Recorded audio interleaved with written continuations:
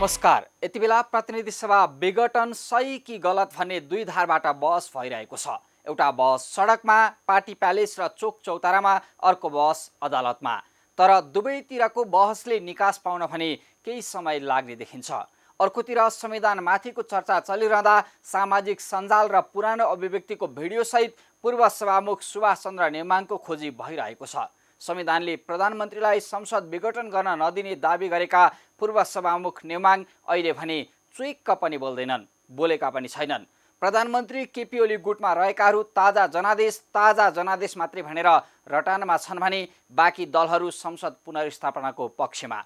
प्रधानमन्त्री ओलीको लालीपपले काङ्ग्रेस सभापति देउवा पनि के गरौँ भन्ने अन्योलमा देखिएको चर्चा पनि चलिरहेको छ। देशमा संवैधानिक सङ्कटको सुरुवात यतिमा मात्रै सीमित हुने देखिँदैन। अहिले प्रधानमन्त्री केपी शर्मा ओली प्रदेशमा प्रचण्ड नेपाल समूहले दायाँ बायाँ गरी थप कदम चाल्ने धम्की दिइरहेका छन्। प्रधानमन्त्री ओलीका मन्त्रीहरू एकपछि अर्को गर्दै प्रदेश समेत विघटनको सम्भावना रहेको सार्वजनिक अभिव्यक्ति दिइरहेका छन्। यो अभिव्यक्ति प्रतिनिधि सभा विघटन जस्तै लागू भएमा देशमा संवैधानिक सङ्कट मात्रै नभएर संहिता नै खतरामा पर्न सक्छ। प्रधानमन्त्रीको धम्की मात्रै हो वा प्रदेश विघटन गर्छन् भन्नेमा धेरैको चासो छ। हुन त प्रदेशको बजेट तथा विकास निर्माणमा अनियमितता बढेको भन्दै किन आवश्यक भन्ने मत पनि उठिरहेको छ। कार्यकारी प्रधानमन्त्री र संसदको सिट 105, केन्द्रको मन्त्रीमण्डल बढीमा 15 सदस्य र भ्रष्टाचारीलाई जेलको कालो कोठरीमा सडाउने आँट गर्नुस्, नेपाली जनताले मन मस्तिष्कमा सधैँ बसाइरहनेछन् भन्दै प्रधानमन्त्री ओलीलाई थप सन्की बनाउनेहरू पनि बढ्दैछन्। यति बेला संविधानको धारा 232 को उपधारा 3 मा कुनै प्रदेशमा नेपालको सार्वभौम सत्ता, भौगोलिक अखण्डता, राष्ट्रियता वा स्वाधीनतामा गम्भीर असर पर्ने किसिमको कार्य भएमा राष्ट्रपतिले त्यस्तो प्रदेश मन्त्री परिषदलाई आवश्यकता अनुसार सचेत गराउन प्रदेश मन्त्री परिषद र प्रदेश सभालाई बढीमा 6 महिनासम्म निलम्बन गर्न वा विघटन गर्न सक्ने उल्लेख छ। संविधानको सोही धाराको उपधारा 4 मा कुनै पनि प्रदेश मन्त्री परिषद र प्रदेश सभा निलम्बन वा विघटन गरेकोमा त्यस्तो कार्य 35 दिनभित्र सङ्घीय संसदको तत्काल कायम रहेको सम्पूर्ण सदस्य सङ्ख्याको बहुमतबाट अनुमोदन गराउनुपर्ने र सो कार्य सङ्घीय संसदबाट अनुमोदन भएमा त्यस्तो प्रदेशमा 6 महिनाभित्र प्रदेश सभाको निर्वाचन हुने भनिएको छ। तर अहिले संसद विघटनको अवस्थामा छ। विभिन्न 5 उपक्रम सफल नभई 6औं विकल्पमा प्रदेश सभा विघटन हुन सक्ने व्यवस्था संविधानले गरेको भए पनि संविधानमै नभएको व्यवस्थामा त कदम चाल्न सक्ने प्रधानमन्त्री अनि राष्ट्रपतिले आफू अप्ठ्यारोमा पर्दा यो कदम पनि चाल्न समेत पछि पर्दैनन् भन्नेहरू पनि उत्तिकै छन्। यति बेला प्रधानमन्त्री र राष्ट्रपति व्यक्ति होइनन्, देश र जनताका अभिभावक हुन्। सनकका भरमा आफू अनुकूलका निर्णय गरेर इतिहासमा थप कलङ्कको टीका लगाउने कामले थप गति नपाउला, अहिलेलाई यति भरोसा गरौँ। आउनु सुरु गरौँ आम जनताले बेहोरेको समस्या, अभाव र सरकारी सेवा सुविधाको झन्झट समाधानको सारथी बन्ने कार्यक्रम जनताको इजलास। म पुण्यप्रसाद धमला।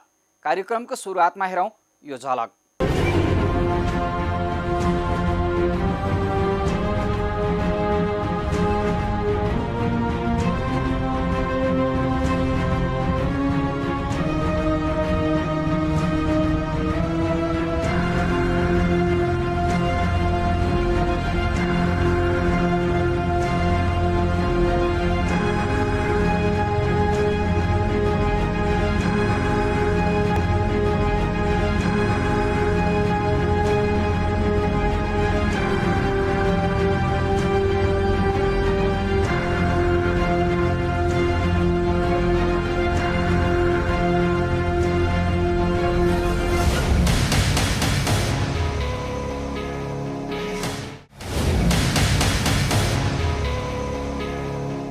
स्वागत छ कार्यक्रम जनताको इजलासमा। आज हामी सर्वोच्च अदालतको संवैधानिक इजलासमा सुनवाईका क्रममा रहेको प्रतिनिधि सभा विघटन विरुद्धको मुद्दाको पछिल्लो अवस्थाबारेको रिपोर्ट, देशको मुख्य सहर काठमाडौँमा बढेको वायु प्रदूषण र रोकथामका लागि चाल्नुपर्ने कदमबारेको रिपोर्ट, पुराना सवारी साधन सञ्चालनमा रोक लगाएको सरकारले लागत सङ्कलन तथा व्यवस्थापन नै गर्न नसकेको बारेको, सामग्री र ठैब खानेपानी तथा सरसफाई उपभोक्ता समितिको मनोमानी बारेको फलोअप रिपोर्टसहित उपस्थित भएका छौँ।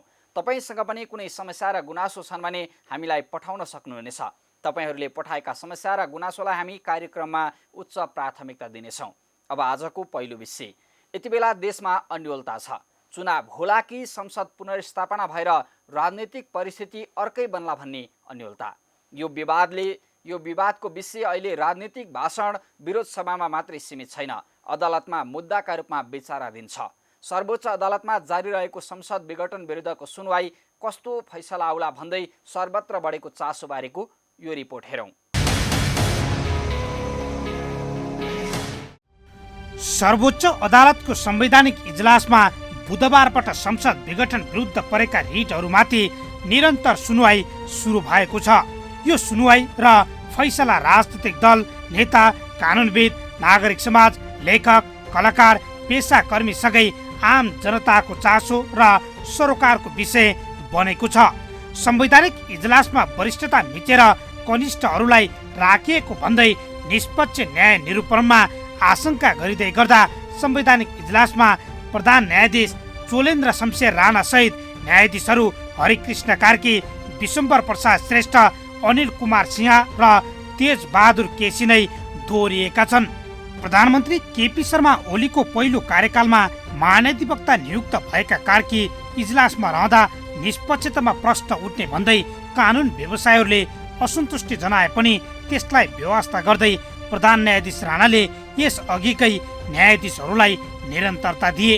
तर चौतर्फी प्रश्न उठेपछि न्यायाधीश हरिकृष्ण कार्की आफैले संसद विघटन बारे सुनवाई गरिरहेको संवैधानिक इजलासमा नबस्ने घोषणा गरेका छन्। सुनवाईका क्रममा वरिष्ठ अधिवक्ता शम्भु थापा र दिनेश त्रिपाठीले न्यायाधीश कार्कीको सहभागितामा प्रश्न उठाए। कार्की केपी शर्मा ओलीको नेतृत्वको अघिल्लो सरकारमा महाधिवक्ता रहेकोले अहिले यो मुद्दा हेर्दा स्वार्थ बाजिने उनीहरूको तर्क थियो। त्यसपछि कार्कीले इजलासमा नबस्ने घोषणा गरेका हुन्। कतिपय कानुन व्यवसायीहरूले त संसद विघटन सम्बन्धी मुद्दा संवैधानिक इजलासको सट्टा बृहत्पूर्ण इजलासमा सुनवाई गर्नुपर्ने माग समेत अघि सारेका छन्। प्रतिनिधि सभा विघटन विरुद्ध परेका रिटको सुनवाई सर्वोच्च अदालतको बृहत्पूर्ण इजलासबाट हुनुपर्ने माग सहित अधिवक्ता कञ्चन कृष्ण नेउपाने, नेकपा प्रचण्ड माधव नेपाल समूहबाट रिट दायर गरेका देव गुरुङ, वरिष्ठ अधिवक्ता दिनेश त्रिपाठी लगायत 12 जनाले निवेदन दिएका छन्। संविधानको धारा 128 अनुसार सुनवाई होस् भनेर निवेदन दिएको वरिष्ठ अधिवक्ता त्रिपाठीले जानकारी दिए। धारा 128 को उपधारा 2 मा सर्वोच्च अदालत अभिलेख अदालत हुनेछ। यस संविधानमा अन्यता व्यवस्था भएकोमा बाहेक सबै अदालत र न्यायिक निकायहरू सर्वोच्च अदालत मातहत रहनेछन्। संविधान र कानुनको व्याख्या गर्ने अन्तिम अधिकार सर्वोच्च अदालतलाई हुनेछ उल्लेख गरिएको छ। बुधबारदेखि निरन्तर सुनवाई। यही पुस 5 गते प्रधानमन्त्री केपी शर्मा ओलीको सिफारिसमा राष्ट्रपति विद्यादेवी भण्डारीले संसद विघटन गरी आगामी वैशाख 17 र 27 गते 2 चरणमा मध्यावधि निर्वाचन घोषणा गरेकी थिइन्। 2/3 बहुमत नजिक रहेको प्रधानमन्त्रीले संसद विघटनको सिफारिस गर्न नसक्ने जिकिर गर्दै सर्वोच्चमा 1 दर्जन बढी रिट परेका छन्। ती सबै रिटहरूलाई संवैधानिक इजलासमा पठाउन प्रधान न्यायाधीश जबराले आदेश दिएसँगै संवैधानिक इजलासले यसबारे सुनवाई थालेको हो। निरन्तर सुनवाई प्रारम्भ गर्नु अघि सर्वोच्चले राष्ट्रपति कार्यालय, प्रधानमन्त्री केपी शर्मा ओली, सभामुख अग्निप्रसाद सापकोटा लगायतसँग लिखित जवाब मागेको थियो। अदालतको आदेश अनुसार राष्ट्रपति कार्यालय, प्रधानमन्त्री केपी शर्मा ओली, सभामुख अग्निप्रसाद सापकोटाले सर्वोच्चमा लिखित जवाब पेश गरिसकेका छन्।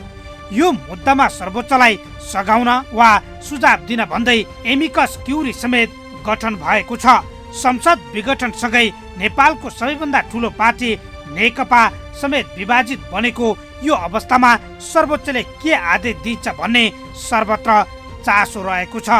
सुनाइको पहिलो चरणमा रिट निवेदक पक्षका वकिलहरूले बहस गर्नेछन्। त्यसपछि विपक्षीबाट सरकारी वकिलहरूले जवाब दिने अनि एमिकस क्युरीबाट पनि बहस हुनेछ। बहस सकिएपछि इजलासले लिखित रूपमा बहस नोट सहित मगाएर अध्ययन गर्नेछ।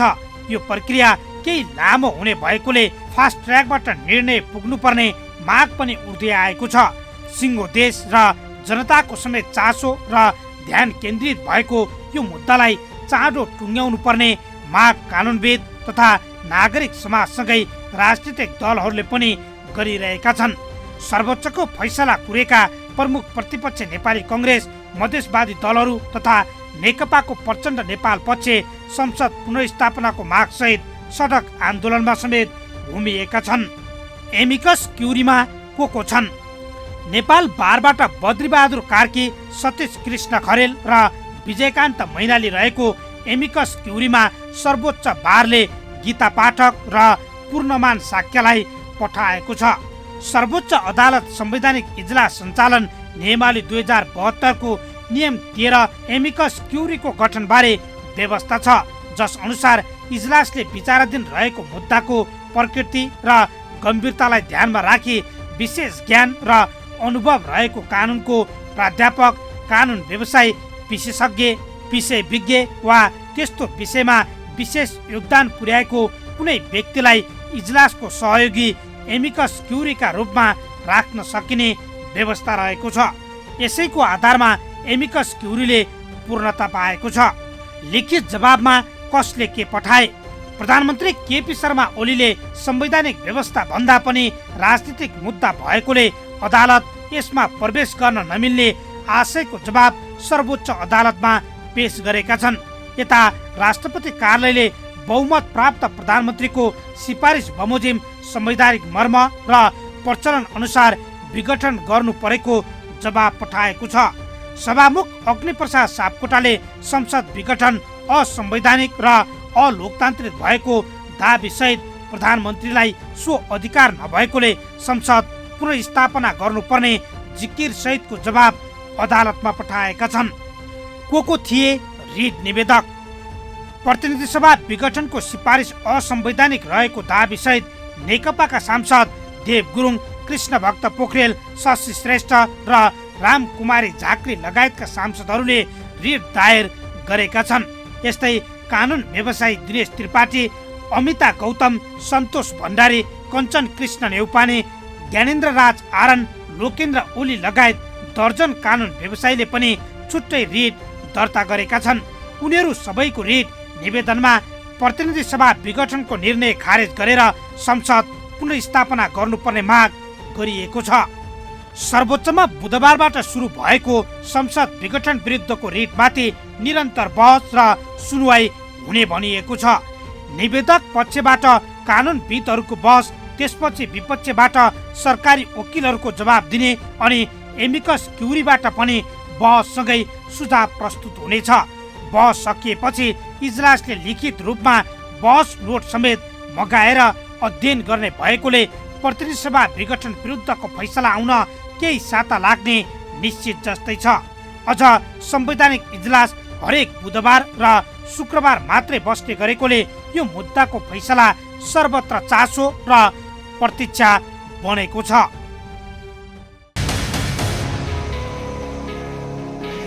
संविधानले कुनै पनि दलको बहुमतका आधारमा सरकार गठन गर्न नसक्ने अवस्था बाहेक संसद विघटन नहुने परिकल्पना गरेको छ। तर यहाँ संविधानको अधिकार प्रयोग गरेर नै विघटन गरेको र सोही अनुसार नै नयाँ जनादेशमा जाने निर्णय लिएको दावी गर्ने प्रधानमन्त्री र राष्ट्रपति अहिले संसद विघटनलाई राजनैतिक अधिकारका रूपमा अपव्याख्या गरिरहेका छन्। पक्ष विपक्षमा मत होइन, संविधानको व्यवस्थालाई निष्पक्ष न्यायको सिद्धान्त अनुसार व्याख्या गरेर सोही अनुसार फैसला आउनुपर्छ भन्ने आम मान्यतालाई अदालतले छिटोभन्दा छिटो किनारा लगाओस्। सबै देशवासीको चाहना यही छ। अब आजको अर्को विषय, देशको मुख्य सहर अझ भनौँ पुरानो र जेठो महानगर यति बेला विश्वकै प्रदूषित सहरका रूपमा परिचित छ काठमाडौँ। वायु प्रदूषणले खतराको तह पार गर्दा समेत प्रदूषण रोकथाम र व्यवस्थापनमा सरकार तथा सरकारवाला मौन छन्। काठमाडौँमा बढेको वायु प्रदूषण र रोकथामका लागि चाल्नुपर्ने कदमबारेको यो रिपोर्ट हेरौँ। मौसममा आएको बदलावसँगै काठमाडौँ उपत्यकाको वायु प्रदूषणमा उल्लेख्य वृद्धि देखिएको छ। सोमबार खतराको तह नै पार गरेको काठमाडौँको वायु प्रदूषण मङ्गलबार पनि अत्यधिक रह्यो। अझ बिहान र बेलुकाको समयमा प्रदूषण अत्यधिक देखिएको भन्दै वातावरण विभागले केही दिन मर्निङ वाकमा ननिस्कन र वृद्ध बालबालिका, दीर्घरोगीलाई बाहिरी वातावरणमा घुलमिल नहुन अपिल गर्दै आएको छ। सोमबारदेखि 81 बढेको वायु प्रदूषणले स्वास्थ्यमा नकारात्मक असर पार्न सक्ने भन्दै चिकित्सकहरूले धुलोका कण तथा प्रदूषण छेक्ने खालका मास्कको प्रयोग गरेर मात्रै घर बाहिर निस्किन, अत्यावश्यक काम बाहेक बालबालिका वृद्ध दीर्घ रोगीलाई हिँडडुल नगर्न सचेत गराउँदै आएका छन्। यता वातावरण विभाग र स्वास्थ्य तथा जनसङ्ख्या मन्त्रालय मातहतको स्वास्थ्य आपतकालीन तथा विपद व्यवस्थापन इकाइले सार्वजनिक अपिल जारी गर्दै प्रदूषण बढाउने गतिविधि रोकेर सचेत र सुरक्षित बन्न आह्वान गरेको छ। एकपटक यो अपिल हेर्नुहोस्।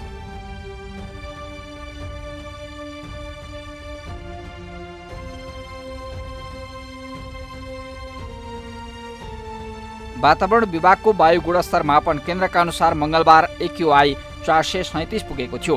गैराती काठमाडौँमा केही क्षेत्रमा AQI 607 सम्म पुगेको छ। विश्व स्वास्थ्य संगठनका अनुसार AQI 25 हुनुपर्ने र 50 सम्मलाई राम्रो मान्ने गरेको छ। नेपालमा पनि 301 देखि 500 सम्मको AQI सूचकलाई खतरनाक अवस्थाको सूचीमा राखिएको छ। काठमाडौँ उपत्यकाको लागि वायु गुणस्तर व्यवस्थापन कार्ययोजना 2076 ले नेपाल सरकारले निर्धारण गरेको AQI को मापन 300 भन्दा बढी भएको अवस्थालाई विपदको रूपमा लिने बताइएको छ। AQI मा केही सुधार देखिए पनि अहिले काठमाडौँ विश्वको वायु प्रदूषणको जोखिमयुक्त शहरकै रूपमा देखिएको छ। IQ एयर को आँकडा अनुसार हावाको गुणस्तर AQI मङ्गलबार 264 पुगेकोमा बुधबार दिउँसो केही सुधार भएर 166 मा झरेको छ। हावा चल्ने र घाम लाग्ने समयमा बुधबार मौसममा केही सुधार जस्तो देखिए पनि वायु प्रदूषणमा देखिएको खतराको सूचक तत्कालै घट्ने सम्भावना भने कम रहेको विज्ञहरूले बताउँदै आएका छन्। यसरी वायु प्रदूषण बढेसँगै बालबालिका वृद्ध एवं दम खोकी जस्ता श्वास प्रश्वास सम्बन्धी बिरामी र मुटुका बिरामीहरू बढी प्रभावित हुने गर्दछन्। काठमाडौँको हावामा मसिनो धुलोका कण अर्थात् PM 2.5 को मात्रा प्रति घनमिटर 154 माइक्रोग्राम पुगेको छ। यो अवस्थालाई वातावरणविदहरूले स्वास्थ्यका लागि निकै घातक भन्दै आएका छन्। 67औं स्थानमा पुगेको छ हैन प्रदूषणको हिसाबले र त्यसमा पनि यो प्रदूषणले चाहिँ अहिले हेर्यो भने काठमाडौँ मात्र होइन नेपालकै हेर्दा पनि काठमाडौँमा चाहिँ यो प्रदूषणले गर्दा जुन चाहिँ मर्ने सङ्ख्या चाहिँ तपाईको झन्डै दिनको 100 जना जति चाहिँ यो वायु प्रदूषणले नै मरिरहेको भन्ने आँकडा छ के। नेपाल प्रदूषणका हिसाबले विश्वमा 167औं स्थानमा रहेको छ। काठमाडौँ उपत्यका बाहेक तराई क्षेत्रका सहरहरू जस्तै नेपालगञ्ज विराटनगर पनि वायु प्रदूषणको मात्रा उच्च भएको पाइएकोले तराई क्षेत्रका नागरिकलाई पनि विशेष सावधानी अपनाउन वातावरण विभाग तथा स्वास्थ्य विज्ञहरूले अनुरोध गर्दै आएका छन्। तर आम सर्वसाधारण भने वायु प्रदूषण र यसको जोखिमबारे अनभिज्ञता प्रकट गरिरहेका छन्। अब वायु पोल्युसनको बारेमा चाहिँ त्यही हो। अब विज्ञहरूले भन्छन् थरीथरीको बिरामीहरू आउँछ, यस्तो हुँदाखेरि चाहिँ आफ्नो सेफ्टी अपनाउनु राम्रो, मास्क लाएर हिँड्नु राम्रो, यस्तै। अरू त के भन्नु, एकदमै नकारात्मक कुरा हो। यसले हाम्रो प्रकृतिलाई चाहिँ दिनदिनै प्रदूषित बनाइरहेको छ। त्यसको साथसाथै हाम्रो जनजीवनमा अनेक प्रकारका रोगहरू निम्त्याएको छ। फर इक्जाम्पल क्यान्सर भयो, etc. त्यस्तै जब वायु प्रदूषण धेरै हुन्छ वायुमण्डल पनि एकदमै दूषित हुन्छ। त्यसले चाहिँ सूर्यको किरणहरूलाई चाहिँ राम्रोसँग छेक्न सक्दैन। वायु प्रदूषण मौसममा पनि भर पर्ने भएकोले मौसम यस्तै भइरहेमा केही समयसम्म प्रदूषण यस्तै नै रहने अथवा अझै खराब हुने देखिन्छ। तर अहिले भने मौसममा आएको सुधारसँगै प्रदूषणको मात्रा केही हदसम्म घटेको छ। अहिलेको प्रदूषण हट्न मौसमी प्रणालीमा समेत केही परिवर्तन हुनुपर्ने मौसमविदले बताउने गरेका छन्। प्रदूषण हटाउन प्रति सेकेन्ड 25 मिटर बराबरको हुरी बतास, पानीसँगै पारिलो घाम लाग्नुपर्ने भएकाले पनि तत्काल जोखिम नहट्ने आकलन गरिएको छ। मौसमविद पनि हावा नचल्ने, पानी पनि नपर्ने अहिलेको मौसममा प्रदूषणको तह वायुमण्डलमा थुप्रिएर बस्ने भएकाले काठमाडौँको प्रदूषणको खतरा तह पार गर्न गर्मी मौसम कुर्नुपर्ने बताइरहेका छन्। यो प्रदूषण चाहिँ स्थानीय रूपमा चाहिँ विकसित भयो। यहीँको प्रदूषण यहाँको धुवा धुलो, यहाँको ट्राफिक भेहिकलबाट निक्लेको धुवाहरू, यहाँको कलकारखानाबाट निक्लेको पनि हो। साथसाथै केही चाहिँ बाहिरबाट पनि आएको हुन्छ होइन। तराईका क्षेत्रबाट उपल्लो वायुमण्डलबाट पनि केही आएको हुन्छ। त बढी मात्रामा चाहिँ लोकल पल्युसन नै हुन्छ। किन भन्दाखेरि लामो समयसम्म चाहिँ पानी नपरेपछि सबै प्रदूषण चाहिँ वायुमण्डलको तल्लो भूभागमा चाहिँ तैरेर बसेको हुन्छ। जुन जमिन नजिकको हावामा चाहिँ त्यो प्रदूषण हुन्छ, त्यो चाहिँ बिस्तारै घाम लागेको खण्डमा चाहिँ केही हदसम्म कमी चाहिँ हुन्छ, अलिकति पात्त लिन्छ। किन भन्दाखेरि घाम लागेपछि केही चाहिँ हावाहरू चल्न थाल्छ, केही एटमोस्फियर चाहिँ केही वायुमण्डल केही चलायमान हुनसक्छ होइन, तल्लो लेभल। त्यसपछि केही चाहिँ हट्छ, तर पूर्ण रूपमा चाहिँ पोल्युसन हट्नको लागि त ठुलो वर्षा हुनुपर्छ, कि चाहिँ हाम्रो गर्मी सिजनै पुर्नुपर्ने हुन्छ। अहिले तत्कालै वर्षा हुने त्यस्तो पानी पर्ने अवस्था, हावाहुरी चल्ने अवस्था छैन। त्यसो भएको हुनाले अझै 15-20 दिन, 1 हप्ता 10 दिन त्यस्तो पानी पर्ने प्रणाली पनि नभएको हुनाले अब आगामी दिनमा कहिले पानी पर्छ अहिले नै भन्न सकिँदैन। अब नर्मली यो जनवरी महिनाभरि चाहिँ अलिकति प्रदूषण चाहिँ रहन्छ। त्यो भावनाले अलिकति हामी चाहिँ सचेत भएर बस्नुपर्ने हुन्छ। बढ्दो जनसङ्ख्याको चाप, मानवीय गतिविधिसँगै औद्योगिक र सवारी साधनको धुलो धुवाँले काठमाडौँको वातावरण बिग्रिएकोमा सबै सरकारवाला एकमत छन्। तर यसलाई व्यवस्थित गरेर जोखिमबाट आम नागरिकलाई मुक्ति दिलाउनेतर्फ आम नागरिक, उद्योगी, व्यवसायीसँगै सरकार जिम्मेवार बन्न सकिरहेको छैन।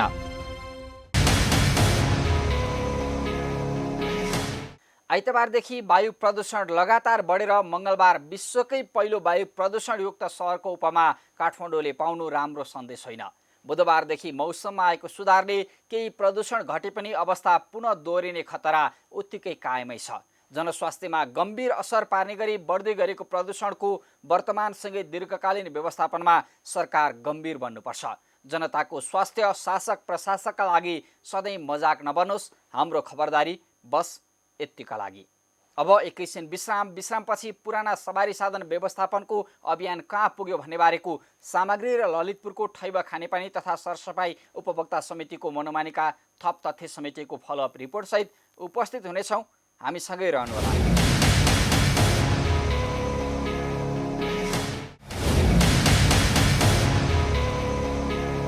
विश्रामपछि स्वागत छ। तपाईँ हेर्दै हुनुहुन्छ कार्यक्रम जनताको इजलास। सरकारले वातावरण प्रदूषण तथा दुर्घटनाको जोखिम कम गर्न भन्दै 20 वर्ष पुराना गाडीको सञ्चालनमा रोक लगाएको पनि 4 वर्ष पुग्न लागेको छ।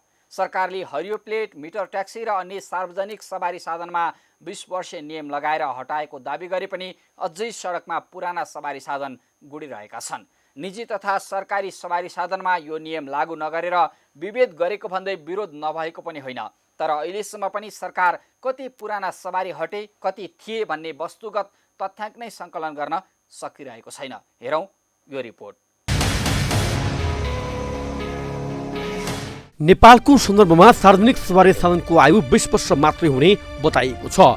सरकारले 2073 फागुन 19 गतेदेखि 20 वर्षभन्दा पुराना सार्वजनिक सवारी साधन गुडाउन नपाउने निर्णय गर्यो। त्यति बेला सरकारसँग कति पुराना र असुरक्षित सवारी साधन छन् भन्ने तथ्याङ्क नै थिएन। 2074 सालमा भने देशभर 20 वर्ष पुराना सवारीको सङ्ख्या 16,961 रहेको तथ्याङ्क सार्वजनिक भयो। सरकारले हरियो प्लेट, मिटर ट्याक्सी र अन्य सार्वजनिक यातायातका सवारीलाई 20 वर्षे नियम लगाएको थियो। तर अझै पुराना थोत्रा सवारी साधन चलिरहेका छन्। अझै पनि सडकमा 20 वर्ष पुराना सवारी साधनहरू छ्यापछ्याप्ती गुडिरहेको भेटिँदा कसैलाई मतलब छैन। सरकारले निर्णय गरेको 5 वर्ष बितिसक्दा पनि काठमाडौँका सडकमा निर्वाध रूपमा पुराना सवारी साधनहरू सञ्चालन भइरहेका छन्, जसले गर्दा बढ्दो सवारी दुर्घटना, शहरी क्षेत्रमा सवारीबाट हुने ध्वनि तथा वायु प्रदूषणको स्तर र ट्राफिक जामको समस्या दिन प्रतिदिन बढिरहेको छ।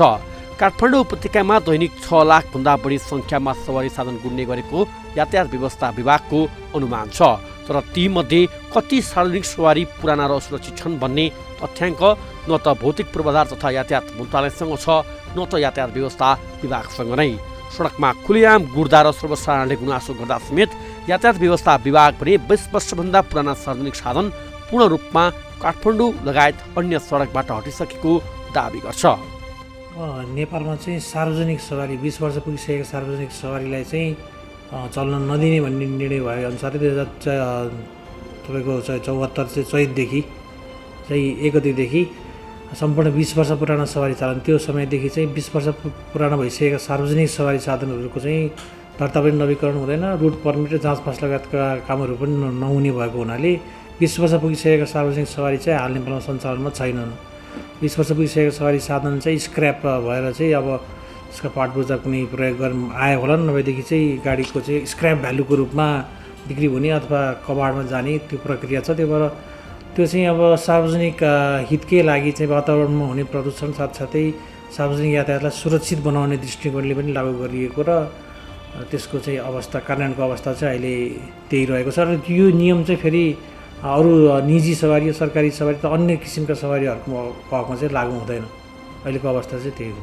सफल त यो पूर्ण रूपमै सफल छ। 20 वर्ष पुरानो सार्वजनिक सवारी साधन चाहिँ अब दिनको आवश्यक कागजातहरू नै नवीकरण नहुने हुनाले रुट पर्मिटै नपाउने भएको हुनाले सार्वजनिक रुट मात्रै चलेका छैनन्। त्यो बाहेक त्यस्ता सवारीको सङ्ख्या अहिलेसम्म कति पुग्यो हरेक वर्ष भन्ने कुरा चाहिँ हाम्रो यातायात व्यवस्था कार्यालयहरूबाट चाहिँ अपडेटेड तथ्याङ्क लिनुपर्छ हालसालको, त्यसबाट मात्रै भन्न सकिने अवस्था हुन्छ। अहिले त्यसलाई हामीले कम्पाइल गरिसकेका छैनौँ। त्यो चाहिँ कार्यालयहरूबाट विवरण लिएर हामीले जोड्यौँ भने हामीलाई थाहा हुन्छ। मन्त्री परिषदको 2072 चैत्र 1 गते बसेको बैठकले पुराना सम्पूर्ण सार्वजनिक सवारी साधनहरू 2 वर्षभित्र विस्थापन गरिसक्नुपर्ने निर्णय गरेको थियो।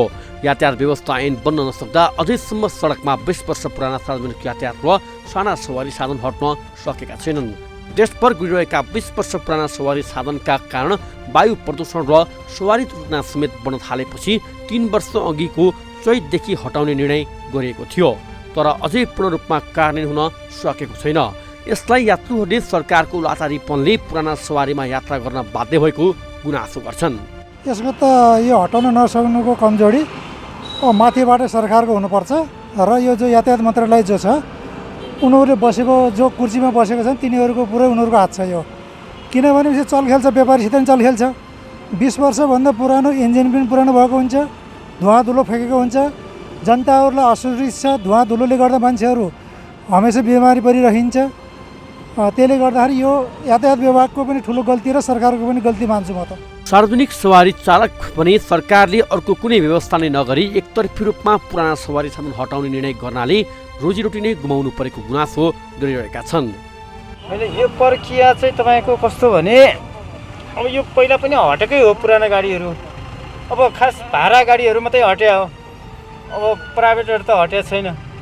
अब भाडाको चाहिँ 20 वर्ष पुराना चाहिँ तपाईँको हटाउने भन्ने कुरा त्यो त हटिरहेको पनि छ र यसको बदलामा तपाईँको जुन यसको नम्बरले अर्को ट्याक्सी दिइरहेको छ, त्यो प्रक्रिया हो भने त यो हट्या पनि केही फरक परेन। अब यसको नम्बरबाट अर्को नदिने हो भने अब यो लगानी गर्ने त डुब्यो नि त, होइन र? यो लगानी गर्ने डुब्यो। सरकारले पनि हटाउने भनेर यो अब त्यतिकै फाल्ने कुरा भएन। सरकारले केही व्यवस्थित गरेर जुन पहिला चाहिँ अब यसको बदलामा चाहिँ अर्को गाडीहरू दिइरहेको थियो, अबको दिनहरूमा पनि यसको बदलामा अर्को गाडीहरू यसको नम्बरले अर्को पाइयो भने अब यो पुरानोहरू हटाउँदा पनि केही फरक पर्नेवाला छैन। अब अर्को नदिने हो भने त यो लगानी गर्ने त डुब्यो, रोजीरोटी पनि डुब्यो, लगानी पनि डुब्यो। पुराना गाडी व्यवस्थापनमा समेत करोडौं रकम छुटाइएको छ। यति बेला सरकारी कार्य तथा विभिन्न झाडीहरूमा पुराना र थुप्रा गाडी व्यवहारिक रूपमा फालिएका छन्। झाडीमै कुहिन थालेका सवारी साधनको व्यवस्थापन गर्न सर्वोच्च अदालतले समेत आदेश दिइसकेको छ, तर त्यसको कार्यान्वयनमा तदारुकता कुनै निकायले देखाएका छैनन्। सडक समृद्धिको आधार हो, तर सडक सञ्जालको विस्तार तथा सवारी साधनको उपलब्धताले मात्रै समृद्धि हुँदैन। यसका लागि सर्वसुलभ, सुरक्षित, गुणस्तरीय र वातावरण मैत्री यातायात सेवाको आवश्यकता पर्छ र सरकारले कागजी रूपमा मात्रै होइन व्यवहारिक रूपमा नै आफूले गरेका निर्णयहरू कार्यान्वयन गर्न जरुरी छ।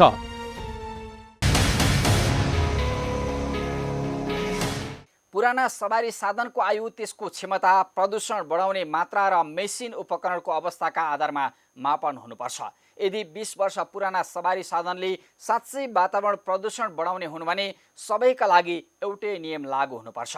प्रदूषण र दुर्घटना रोक्ने सरकारी अभियान घोषणा गरेर चुपचाप बस्ने अभियान नबनोस्। यतिका लागि हाम्रो खबरदारी। अब अर्को विषय, ललितपुरको ठैब हरिसिद्धि खानेपानी तथा सरसफाई उपभोक्ता समितिभित्र भइरहेको मनमानी र आर्थिक अनियमितताबारे हामीले निरन्तर खबरदारी गरिरहेका छौँ। विधान विपरीत गठन भएका समितिको मनमानी चल्दा समेत स्थानीय सरकार तैचुप मैचुप छन्। आर्थिक कारोबारमा समेत प्रश्न उब्जिएको छ। वैधानिकताको बाटो खोज्न नचाहने, बरु राजनीतिक आड भरोसामा चोखिने खेलसहित उपभोक्ताको लगानीमा मनमानी गर्नेहरू सक्रिय बन्दै गरेको उपभोक्ता समितिका मनलाग्दीको थप प्रमाण समेटिएको यो फलोअप रिपोर्ट हेरौँ। 2056 साल असोज 25 गते ललितपुर जिल्ला जलस्रोत समितिमा दर्ता भएको ललितपुरको ठैब हरिसिद्धि खानेपानी तथा सरसफाई उपभोक्ता समिति भित्र भइरहेको मनोमानी र आर्थिक अनियमितता बारे हामीले केही दिन अघि कार्यक्रम प्रसारण गरेका थियौं।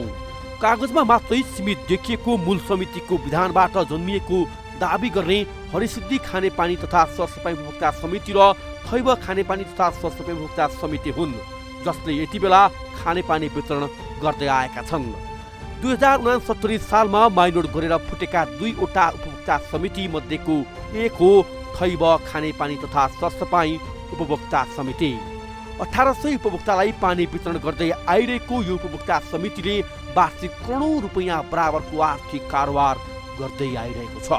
वर्षौंदेखि उपभोक्ता समितिको वैधानिकता र आर्थिक अनियमितता बारे उपभोक्तालाई गुमनाममा राखेर राजनीतिक आडमा साधारण सभा समेत नगरी केही व्यक्तिहरूले हालिमुहाली गरेको तथ्य हामीलाई प्राप्त भएको छ। उपभोक्ता समितिमा भएको आर्थिक अनियमिततामा समिति भित्र रहेका पदाधिकारी सहित गोदावरी नगरपालिका वडा नम्बर 14 का वडा अध्यक्ष जगन्नाथ महर्जनको समेत सहभागिता हुन सक्ने तथ्य बाहिरिएको हो। उपभोक्ता समितिमा विगतदेखि नै आर्थिक गतिविधिहरू पारदर्शिता नभएको भन्दै बारम्बार प्रश्न उब्जिएपछि उपभोक्ता समितिले उपाध्यक्ष जगन्नाथ महर्जनको संयोजकत्वमा 2070 सालमा 5 सदस्यीय छानबिन कमिटी गठन गरेको थियो। जगन्नाथ महर्जन हाल यही 14 नम्बर वडाका वडाध्यक्ष हुन् भने खानेपानी उपभोक्ता समितिमा पनि उनी अहिले उपाध्यक्ष पदमै रहेका छन्। उनी सहित सदस्य रतनलाल श्रेष्ठ, चिरीबाबु श्रेष्ठ, आशाराम महतो, रेणु महर्जन सदस्य रहेको आर्थिक समितिले 2071 वैशाख 18 गते खानेपानी उपभोक्ता समितिमा आर्थिक अनियमितता भएको भन्दै विवरण नै सार्वजनिक गरेको थियो। यो हेर्नुहोस्।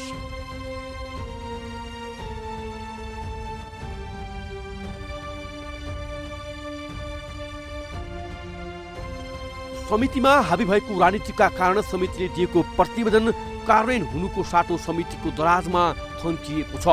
तत्कालीन समयमा आर्थिक समितिमा रहेर छानबिन गरेका सदस्य मध्ये एक थिए रतनलाल श्रेष्ठ, जो अहिले पनि भनिरहेका छन् आर्थिक अनियमितता भएको छ, खानेपानी आपूर्ति बाहेकका अन्य कार्यलाई तत्काल रोकी छानबिन गर्नुपर्छ।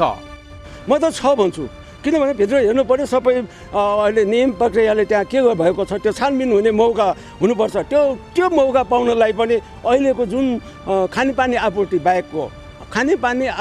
बाहेकको कुनै पनि गतिविधि अहिलेलाई तत्काललाई सिज गर्नुपर्छ। त्यो कुरा जनतामा आउनुपर्छ। जनताले हेर्नु पाउने अधिकार मध्ये म पनि जनता पनि हो। म एउटा साधारण आफूले राम्रो गरे नगरे म एउटा जिम्मेवार व्यक्ति। उपाध्यक्ष भन्नुभयो हैन? हजुर। उपाध्यक्ष भन्नुभयो नि हैन? तपाईलाई बैठकमा बोलाइदैन चाहिँ? यस्तै लेखा परीक्षणको प्रतिवेदनले 2069 र 70 को लेखा परीक्षण सम्बन्धी गरेको कामको फाइल हेर्दा बिल भरपाई र भौचरको साथ आम्दानी खर्चको एकमुष्ट विवरण समेत नभएको प्रतिवेदनमा उल्लेख गरेको छ। यस्तै सार्वजनिक खरिद ऐनको विपरीत सामान खरिद भएको, आधिकारिक बिल भरपाई नभएको, समितिले लेखा सम्बन्धी नीतिहरू तय नगरी आर्थिक कारोबार गरेको लेखा परीक्षणको प्रतिवेदनमा उल्लेख गरिएको छ। यो हेर्नुहोस्।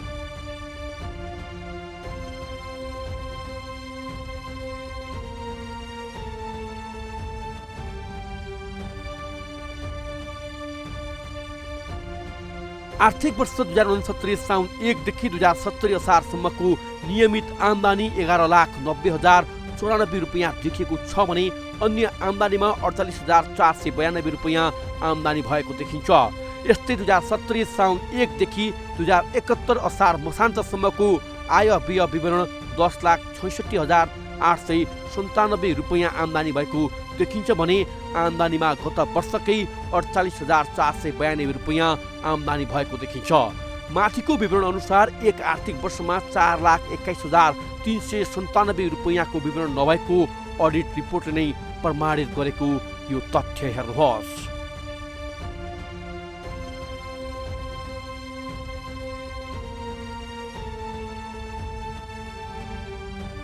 यस्तै दर्ता नै नभएको थैब खानेपानी तथा सरसफाइ उपभोक्ता समितिले भट्टाभट उपभोक्तासँग शुल्क असुलेर खानेपानी वितरण गरिरहेको छ। साधारण सभाबाट हरेक गतिविधिहरूलाई वैधानिकता दिने दायित्वबाट चुकेको समितिले पदाधिकारी मार्फत गैर कानुनी निर्णय गरेर उपभोक्ताको पैसाबाट भत्ता समेत बुझ्दै आएका छन्। आर्थिक वर्ष 2075-76 मा 1,68,000 बढी भत्ता बुझेका पदाधिकारीले आर्थिक वर्ष 76-77 मा मात्रै 1,25,000 भत्ता बुझेका छन्। यो आर्थिक वर्षमा कार्यालय सञ्चालन तथा प्रशासनिक खर्चमै 19,89,000 सकिएको यो प्रमाण पनि हेर्नुहोस्।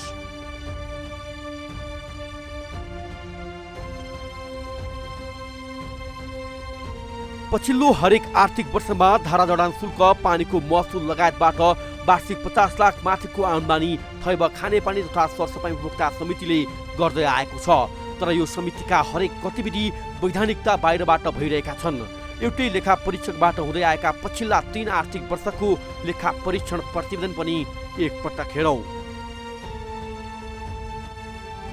यतिमा मात्रै सीमित छैन यो उपभोक्ता समितिको वैधानिक गतिविधि। समितिको आमदानीबाट किनिएको जग्गा समिति सदस्यको नाममा राखेर उपभोक्तामाथि खेलबाड गरिरहेको छ। उपभोक्ताको धारा जडानमा समेत चरम अन्याय छ। यहाँका स्थानीय उपभोक्ताले 7,000 मा धारा जडान गर्न पाउँदा बाहिरबाट बसाइसराई गरिआएका उपभोक्ताले 11,800 देखि जग्गाको क्षेत्रफलका आधारमा 1,06,800 सम्म शुल्क तिर्नु परिरहेको छ। वैधानिक प्रक्रिया पूरा नगरी गरेको यो शुल्क निर्धारण पनि हेरौँ। के खानेपानीको शुल्क निर्धारण समेत जग्गाको क्षेत्रफलका आधारमा हुन्छ? उपभोक्ताको भेलाबाट अनुमोदन गरेर शुल्क निर्धारण गर्नुपर्ने दायित्व पूरा नगरेको यो समितिको गतिविधिबाट उपभोक्ता समेत आजित बनेका छन्। माथिका यी तथ्यले यस उपभोक्ता समितिमा ठूलो आर्थिक अनियमितता भएको छ भन्न कुनै गाह्रो छैन। हामीले केही दिन अघि कार्यक्रममा यस उपभोक्ता समितिको वैधानिकता र आर्थिक अनियमितता बारेको कार्यक्रम प्रसारण गरेपछि पुस 4 गते नेकपा नेत्री पम्फा भुसाललाई बोलाई प्रतिनिधिमूलक साधारण सभाको आयोजना गरेको छ, जहाँ 1800 उपभोक्ताहरूबाट सहभागी हुनुपर्नेमा आफू निकटका राजनीतिक व्यक्तिहरूको उपस्थिति बढी भएको देखिन्छ भने मूल कमिटीको विधानमा टेकेर आफूहरू जन्मिएको दाबी गर्ने समितिले मूल समितिका सम्पूर्ण पदाधिकारीलाई समेत नबोलाएको गुनासो यति बेला उपभोक्ता समिति र मूल समितिभित्रै चर्चा चल्दै आएको छ। अर्कातर्फ मूल समितिका पदाधिकारीलाई थैब खानेपानी आयोजनाले बोलाए पनि उपभोक्ताको भेला हुनुपर्ने ठाउँमा राजनीतिक भेला गरेर आमन्त्रण गरेको भन्दै कतिपय जाँदै गएनन्। अस्ति भर्खरको कुरा 2-4 दिन अगाडि, आजभन्दा 2-4 दिन अगाडि हाम्रो नाउँ बढाउनु पर्छ। अब मान्य पम्फा भुसालले उद्घाटन गर्नुभएको सारांश भेला भनेर भन्यो। त्यस पछाडि एउटा त्यहाँको जिम्मेवार नागरिक, एउटा जिम्मेवार व्यक्तिले त्यहाँ त्यसमध्येको एउटा उसले चाहिँ के भने साधारण सभा भनेर भन्यो। अब के 100 जनाको उपस्थितिले साधारण सभा हुन्छ? 1800 जना उपभोक्ता भएको खानेपानीको उपभोक्ता भएको ठाउँमा हुन्छ। त्यहाँ त्यो एउटा गैर जिम्मेवारी काम भएछ। मैले बोल्ने ठाउँ पाएन, म एक्लै बोलेर हिँड्नु होइन। कसै के हुन्छ त्यो मलाई थाहा भएन। तर मैले बोल्नुभन्दा योभन्दा अगाडि प्राइम टिममा आएकोमा त्यो अरू जनताहरू पनि धेरै चासो रहेछ। म त एकदम खुसीले गदगद भएर तपाईँसँग अगाडि उभिएर यति भनिरहेको मौका पाएँ। तर पनि तपाईँहरूलाई धेरै धेरै धन्यवाद। यस्तै आर्थिक अनियमितता र वैधानिकतामाथि प्रश्न उठेको समितिको प्रतिनिधिमूलक साधारण सभाको उद्घाटन नेकपा नेत्री पम्फा भुसालले गरेकी छिन्। अझ चाख लाग्ने कुरा त केही महिना अघि थैबको एक कार्यक्रममा पुगेकी नेकपा नेत्री भुसालले नै उपभोक्ता समितिका अध्यक्ष महेन्द्र श्रेष्ठलाई तत्कालै साधारण सभा गरेर वैधानिक बन्न दबाब दिएको उपभोक्ता समितिका सदस्यहरू नै बताउँछन्। एकपटक नेकपा नेतृत्वले अनियमितता र वैधानिकतामाथि प्रश्न उठेको समितिको साधारण सभाको उद्घाटन गरेको यो तस्बिर हेर्नुहोस्। वैधता र आर्थिक अनियमितता भएको उपभोक्ता समितिको कार्यक्रममा नेकपाका नेताहरू पुगेर उद्घाटन गर्ने गोदावरी नगरपालिका नम्बर 14 का वडा अध्यक्ष नै उपभोक्ता समितिको सदस्यमा रहनु, उपभोक्ता समितिका अध्यक्ष राजनीतिक शक्तिको आडमा जे पनि गर्न सक्छु भन्दै संस्थालाई वैधानिकता, साधारण सभा र आर्थिक पक्षमा उठेका प्रश्नको जवाफ नदिई भागिरहनु, सम्बन्धित गोदावरी नगरपालिका र प्रमुख गजेन्द्र महर्जनलाई समेत जानकारी हुँदा रमिते बन्नुले राजनीतिक साँठगाँठका आधारमा थैब खानेपानी तथा उपभोक्ता समितिका नाममा भइरहेको अनियमिततालाई संरक्षण गर्न खोजिएको होइन भन्ने प्रश्न उब्जिएको छ। होला उपभोक्ता समितिबाट उपभोक्ताले केही सुविधा पाए, पानीको समस्या हदैसम्म समाधान भयो होला, तर उपभोक्ताको अधिकार र उनीहरूले तिरेको पैसाको वार्षिक हिसाब किताब, संस्थाको वैधानिकता, साधारण सभाबारे जान्न पाउने अधिकार उनीहरूमा छ, जसको निकास सरकारवाला निकायले तत्काल दिन आवश्यक छ। कागजमा मात्रै सीमित देखिएको मूल समितिको विधानबाट जन्मिएको दाबी गर्ने हरिसिद्धि खानेपानी तथा सरसफाइ उपभोक्ता समिति र ठैब खानेपानी तथा सरसफाइ उपभोक्ता समिति आफै अवैधानिक भएको स्वीकार गरिरहेका छन्। तर वैधानिकताको बाटो दुवैले पहिलाउन सकेका छैनन्। स्थानीय तह लगायतका सरकारवाला निकायको मौनताले मनलाग्दीमा बल मिलेका उपभोक्ता समितिहरू सच्ची हुन्। गलत गर्नेहरूलाई राजनीतिक साँठगाँठ र पक्षधरताका आधारमा संरक्षण पाउने होइन, गलत कदम सच्याउन र दोषीमाथि कारबाही गराउन शासक प्रशासकले हिम्मत गरून्। ठैबका उपभोक्ताको पैसामा उपभोक्ता समितिका सीमित पदाधिकारीले गर्दै आएको मनलाग्दी रोकियोस्। हाम्रो खबरदारी र फलोअप यतिका लागि। यी र यस्ता कुनै पनि पीडा व्यथा समस्या अनि गुनासोमाथि कार्यक्रम जनताको इजलास मार्फत निरन्तर खबरदारी गरिरहनेछौँ। व्यवसायीले नीति नियम मिचेर गरेका बदमासी, जनताको गुनासो र कथा व्यथासँगै सरकारी निकायबाट दिइने सेवा प्रवाहमा भए गरेका कमजोरी केलाएर हामी सुधारको प्रयास कार्यक्रम मार्फत खोज्नेछौँ। तपाईँ हामीलाई आफूले बेहोरेका समस्या र गुनासो स्क्रिनमा देखाइएको टेलिफोन नम्बर र इमेल ठेगानामा पठाएर वा टिपाएर समस्या समाधानको साझा आवाज बन्न सक्नुहुनेछ। हवस् त आजका लागि जनताको इजलास यति नै। फरक विषयवस्तु र तपाईँहरूकै गुनासोसहित अर्को कार्यक्रममा पुनः उपस्थित हुने नै छौँ। प्राइम टाइम्स टेलिभिजन हेर्दै रहनुहोला। नमस्कार।